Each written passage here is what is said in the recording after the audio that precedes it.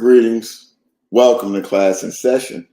It's your favorite host. It's the urban scholar himself, aka Yusuf. Today we got a nice topic. We're going to be talking about, the violence that's in this country, violence in America. Is it something that we're taught? Is it something that is we're groomed for? Is it a national cultural thing? Is it based on locality? Is it based on race? Is it based on your nationality in terms of that culture? Where does this violence that's portrayed in America, where is it coming from? And why does it appear that we're a very violent country by nature? And we know there's violence, right, all over the world. But in particularly, right, when you break down the United States and their localities, you have towns, you have cities, you have all types of, boroughs, and how they break it down here, particularly I know in New Jersey, in different places, right? And there's a certain climate in a borough, depending where it's at, right? There's a certain climate in the suburbs. There's a certain climate in the cities that we live in. And an important piece to mention is the media.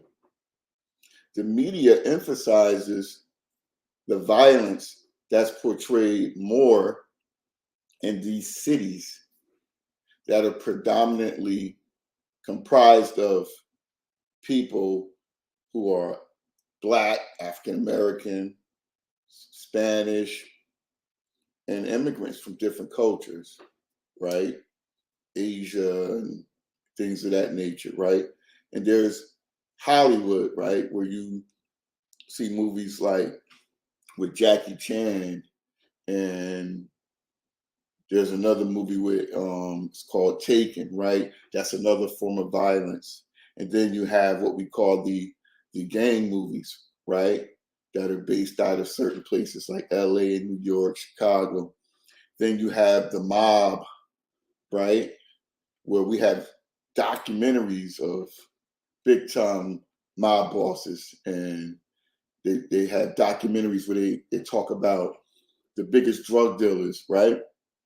So media is portraying all these different facets of what we call crime and violence, right? Because you can't have the drug game, you can't have any type of crime where it's murder or anything involved without, violence is connected to all of these links, right? So why is it that in the United States of America, the violence that we hear about mostly, right, it impacts people of color, the African American, the Black man, the Spanish, where it's portrayed like more so in LA, where we talk about the Bloods and the Crips, and the essays out there, the Brown, they refer to them as the Browns or whatever, not from the gang culture. I have a lot of respect for those who come through those ranks, and I have comrades from all different walks of life. I just made different choices. So I lived a life at a young age where I operated in that manner, right? So I completely understand the culture from that aspect. And today I want to have this open conversation because I'm 51. I grew up in the 70s, 80s, right? Where things to me, were heightened, from the gang life, the drug game, like the tons of money that was made, the things you saw were unbelievable. Like there was constant gun violence going on, right? And my little city, that's only a couple miles, right? It's not even that big of a city. It's a few miles. You could blink and be through my city. But I remember there was a time where we were so used to the gun violence, and these were my friends who were constantly fighting and shooting at each other, and I knew people on all sides, and I just chose not to engage and be part of that. That's all. Um, just wasn't the way I was raised, even though I grew up in those environments. I just made different choices. And somehow I still understood the whole idea of just my territory, because I grew up territorial as well. You know, my generation grew up very territorial. If you grew up here, this your territory, right? If you're not from here, you ain't got no pass to be here, you got no business being here. Like, there's rules out here that we've all lived and created and manifested. And within those rules and those systems, you still had your own cliques, right? If you were from a different part of town, or you still had cliques within those groups, within those environments, within those gangs, because the behavior was gang, right? So the question today is, violence in the United States of America, is it something that we're teaching our youth? Is it something that it's being like instilled in us? Is what role does the media play? What role does the government play? Do we really know the history of the United States of America as it relates to violence with gangs, right? And this is another thing I want to talk about. When they talk about the blacks and the browns, right? In Spanish, they refer to us as being gangs, right? But when you refer to different nationalities like Asians and Italians and Irish and the Polish and all these other different races, the Jews, they're a mob. So who's ever listening to this, tell me what the difference between the mob, or whether you carried a flag in the gang. Tell me the difference between these two words, right? So today I'm going to attempt to create an open dialogue, because I'm going to ask a lot of open-ended questions. I'm going to leave a lot of things open on purpose, because I want the engagement from you. I want us to get involved in this conversation, right? And I want to use this platform to create a discussion that needs to go further. And shout out to my comrades that out there in Cali that's doing the work. And I know there's people in different parts of the country, Detroit, you know, I know there's people here in New Jersey. The work is being done. Salute. I salute you. But today, we really need to talk about this violence here in the United States. What role are we playing? What role are you playing? Where is it coming from? Why are we as a country so violent? Why does Hollywood, you know, make this violence so attractive, so romantic? Why are we so inundated with documentaries on all these mob movies? You know, The Godfather of Harlem, and Denzel's The Movie. You know, it's all these movies we're inundated with. You know, it's The Sopranos. It's all these mob shows and documentaries. It's constant, and we're constantly being bombarded with this, right? And then you transfer it to social media. I see brothers who come and sisters who come out of the struggle of mob gang life, right? You come from an environment where you committed crimes and sold drugs and did violence, and it's all great. And then we pretend like that's some badge of honor. Like, where is this coming from? What book did you read? Well, this is some made up stuff from the street that, as grown men and women now, we're transferring it into our adulthood. That like it was cool. Like, it's one thing to be entertained by a movie about Frank and Bumpy and BMF, all this stuff. You know, the mob families, the Gottis. You're from Jersey, you know the Gottis, you know the Genovese. Like, you know, it's fun to be entertained, man. But when do we actually grow up? When do we stop trying to glamorize this stuff and make it seem like it was cool? Like, who taught you that? And why, as an adult, man and woman, you're still propagating that type of mentality, and that as if there was some code. There was never any code with the mob. They show it to you in the movies. There was never no code. They wasn't standing on anything. They was killing each other's families. How is that okay? And I ain't just talking about, I'm talking mobs. That's how they operate. Gangs, that's how they operate. Killing each other for a territory that you don't even own. So at least on a mob level, they own properties, right? They own businesses and things like that, and control businesses and extorted people. You know, in some aspect of the gangs, none of that's happening. People are in the hood, don't own anything, but claiming that this is my set. And you go in neighborhoods, you see spray paint. You don't even own the building, right? So if you're going to emulate and mock somebody, at least do it the way that it was done. The mob did it in the way that it made sense. They own these pharmacies. They own all these big companies. They control different industries, from waste management. Like, they've infiltrated a lot of different industries, and as a result, they've created generational wealth for their families. Their families, you see them on TV. Like, you see the kids of these people, and they talk, and when you hear the name Gotti, John Gotti, right? People remember the 80s and all those things, right? In that life.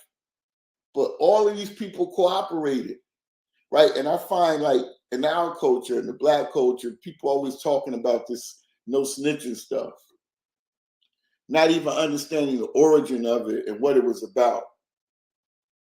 You know, wasn't it about, if we did something together, you don't tell on me? Not about if you watch your cousin kill one of your friends in your own hood. Come on, man. When did it become okay for us to become collateral damage for each other? Right? And it starts at the top, man. The parents, the grandparents that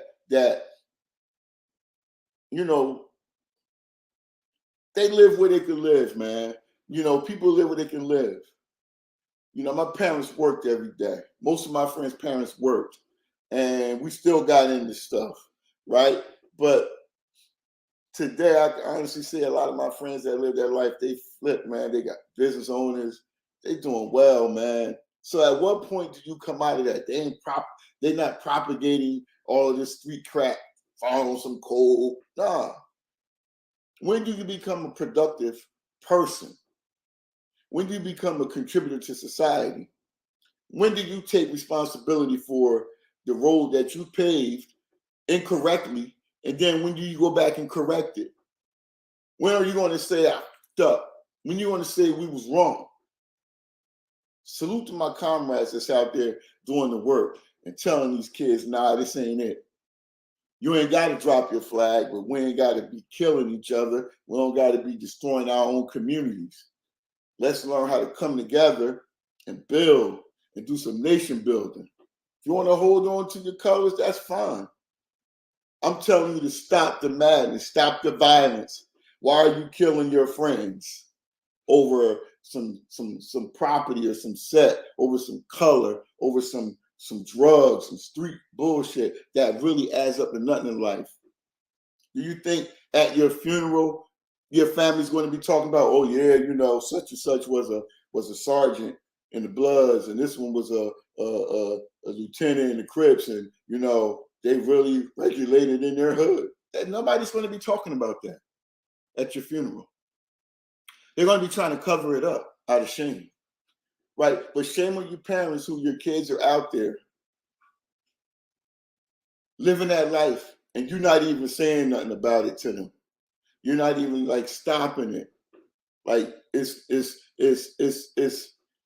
cool as long as nothing happened to them, right? But the minute something happened to them, it's a problem. And I'm saying it because this stuff hits home, man. It ain't just start yesterday. It's been going on. My friends' kids are killing each other. You know, my kids probably getting into stuff when they was here. You know, like it's gotta stop. My kids know my position on that life. And even when I was out there, if it ain't bothering me, no, I ain't bothering you. I ain't going out there bothering nobody. When did it become okay to be running around here like acting like a menace to society? It ain't cool. There's nothing cool about it. There's nothing cool about it. That ain't where it's at. Ain't no future in it. Keep fronting like it is. You seen the movies. They either go to jail, they either get killed. And then the ones that don't get killed, they get shot up and stabbed, and some may survive. And guess what? How many of them do you see out here living a lavish life? The ones that still living. You don't. They probably died in jail, came out of jail, and they ain't had shit. Then you got a few out here, you know, that's trying to do something and get in the game and be productive and maintain. But man, listen, if you're still holding on to that talk about code and gang shit and mob life and all of this other stuff, you're the problem. You are the problem, sir, ma'am. You are the problem. You parents, get your kids. Get your kids. Get your kids. They out here doing shit. Because we were kids, we did it. You know, anytime I hear something about any of my kids, I'm on the horn with them. Because at the end of the day, they're grown. They're going to do what they want to do. But they know my position. They know my stance. I'm not going to stand for it. You're not going to get no support from me. I don't play them kind of games. Get your shit together. It doesn't make any sense. The violence that's being portrayed, the violence that you're living, the violence that our kids are portraying out here is stupid. What type of investment is that? Where's your mind? Why do you think that this is okay? If you wasn't in the situation or in an environment where you was putting yourself in harm's way, you wouldn't even have that problem. But because you're trying to hold on to some type of allegiance to a gang or a mob life that ain't even loyal to you, that don't even support you in your daily life, but you're holding on. You're holding on to these flags. I don't get it. I'm saying, hey, let's build. Don't drop it. Keep your flag on the left side. Keep it on the right side. But let's build, not kill. Let's stop this. Kids running around here with weapons of mass destruction for no reason. You mad for no reason. And a lot of these kids are mad because they wasn't raised right. That's why they mad. Because their dad was out there and probably was getting locked up. Mom was probably doing crazy shit on drugs. And if they wasn't, shame on you. What's your real excuse for allowing a child to knowingly do that? Because some parents don't know. You know, I was one of them parents that didn't know initially. Then when I found out, a lot of conversations were had. A lot of feelings was hurt. But more importantly, my feelings was hurt. because I took responsibility for dropping the ball, right? Because I created the situations for them to be in where they wasn't around me. Because I chose those relationships that I knew wasn't good for me. Hindsight 2020. So I take responsibility, right? But your decisions as an adult to continue to live a life and propagate a gang and uphold a gang over belief in God and all these things, that's on you. That's between you and your Lord. I left the streets when I was 21 by my choice because I wanted something better. I didn't like being angry and out of control. I wanted to heal. And I went on my journey and I started healing. So that's why these words, urban scholar, they mean something. Because I grew up in that climate where my friends was going to jail, getting kingpin charges and shootouts every day. And I managed to stay out of it. I'm saluting myself. I'm saluting myself for that because that's real. People don't know how to manage and stay out of stuff. We feel like we have to be caught up in what our friends and family members are doing. I got family members, man, that they just think this gang stuff is where it's at. Let me tell you something, man. It's not where it's at. You know how it ends. It never ends good. Get yourselves together. If you want some help, contact me. You know, it pains me every day that I go out here. I've been doing this since 1994, working with youth.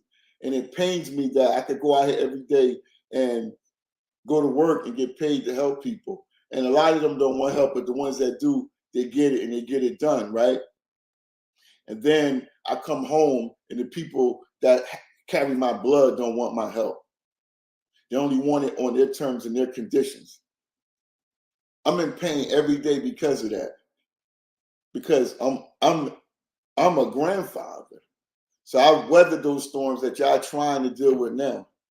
So it's foolish, right, to think that you can weather them on your own instead of, I didn't have my grandfathers. Never knew my mother's father. Still don't even know what he looked like. And my grandfather was already deceased, my paternal. That's who I'm named after. And all I saw was a picture of him. So I didn't get that connection. I just had my father who was very distant. You know, my mother took care of us day to day. My father was just doing his thing. But his image, his model, his presence was enough to keep me on the right side when I needed to be. He was there for me when it was most crucial and important for him to be there for me. So I say, and that's why I do the work that I do. You know, but that's one of the most painful things for me as a leader in my family, that my own family don't come to me for help because they don't like the conditions, because they want to continue doing things the way that they're doing it, even though it's not working. Instead of coming together, right, and say, hey, you know, pops, uncle, cuz, whatever, he know how to do this, he know how to do that. Let me try something different. Nah, people want to go down this slope, right? It ain't even a slippery slope. It's a slope that you know that don't work. But the insanity part is that you keep going. And it's family, my friends, everybody, even in my work. Like I watch these kids make these decisions that they know don't make no sense, but it only makes sense to them. Then when it don't work, they look at me and say, I should have listened. Man, I don't want to hear that shit. You have opportunity now to get some real help. You got a dad, you got a cousin, you got an uncle, you got a friend that can help you, and you refuse to get help because you don't want to change. You like that demon inside you. That's what makes you feel good. See, I didn't like my demon. I didn't like him. I still don't. People like to poke the bear. You got to fight that demon, man. That's what real men do. They don't kill each other. They fight their demons. I chose to fight my demon. He's still there, alive and well.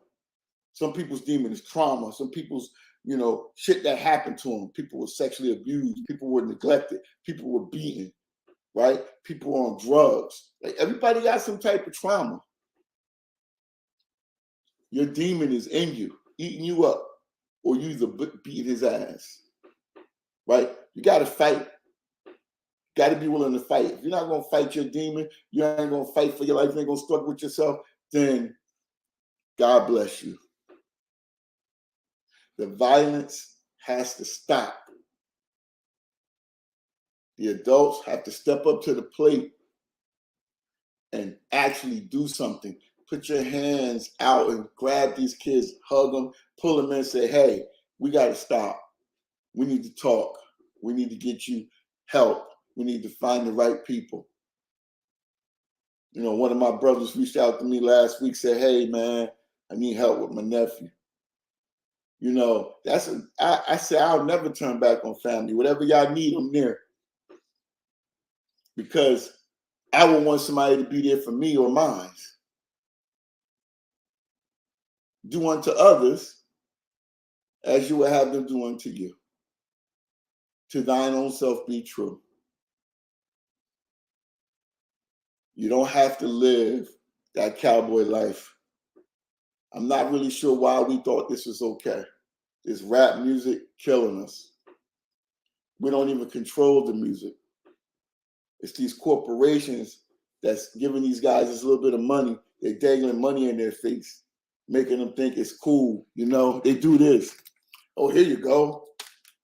Sign right there. And these dummies are taking it. And then once they get in, they realize it's too damn late. Yeah, you done sold out. We'll never control this stuff. Their money too deep. They control every aspect, from the music, from all media. They control everything. So you can't talk positive. They ain't promoting that. They ain't promoting that. You got to say it in a slick way, like J. Cole. You know what I mean? You got to be slick about it. They don't want to hear nothing good. Right? And then when you go out there and you continue to do it, you're still part of the problem. Well, that's my reality. Ain't nobody care nothing about you selling drugs in the community, killing people, nigga. You just telling the world how dumb you was. Yeah, I'm saying it. So I used to be a dummy. So you got to grow up, man. This means nothing. This shit don't even mean nothing. It's worthless. But y'all think it means something. Shit don't mean nothing, man. Everybody say, oh, you got to transition. We got digital coin. Hey, listen, let me tell you something. Let me tell you something how this world works, how it's constructed. They control everything. They control us. The one thing you should be trying to do in life is get right with yourself, right, first, and get your family straight. But you got to be straight in order for your family to be straight. And I'm going to say this to family. Every family has a person, right, that's about something, right? I could think of several people in my family who have talent, who are smart, they have gifts, right? And their gifts could really change the climate of their immediate families and the whole family, the landscape altogether. But if you're clouded by your own ignorance or your delusion to thinking that this world we living in today, this gang world, I always hear everybody like gang, yeah, all this other stuff. See these NBA players throwing up gang signs, and I'm like, why get there and do that? Like, what's really wrong with you? Right? Is that really the place for that? When you go back to your hood, you do it. Why are you on TV doing it? Right? Why are we doing this kind of stuff? So the family. Every family has several people in it that's about something. If the family collectively doesn't come together, I'm talking grandparents, parents, aunts, uncles, cousins, nieces, nephews. If the family doesn't come together to support those individuals, right? It's only a few, because most of the family ain't doing much but living this regular life. It's only a couple people in the family that's really going to try to raise the bar and take it to the next level, right? Unfortunately, those are the ones that get ridiculed and talked about. Oh, she thinks she's better than everybody. Nah, I just want to leave something. I ain't gonna be here forever. That's my mindset. But when a family can't come together to support a business model that could change the climate of the family, create jobs, get you out of being poor, not being able to pay your rent, instead of calling people all the time when you need money. See, y'all fucked up out here. Because you think calling people and asking people for money is the way.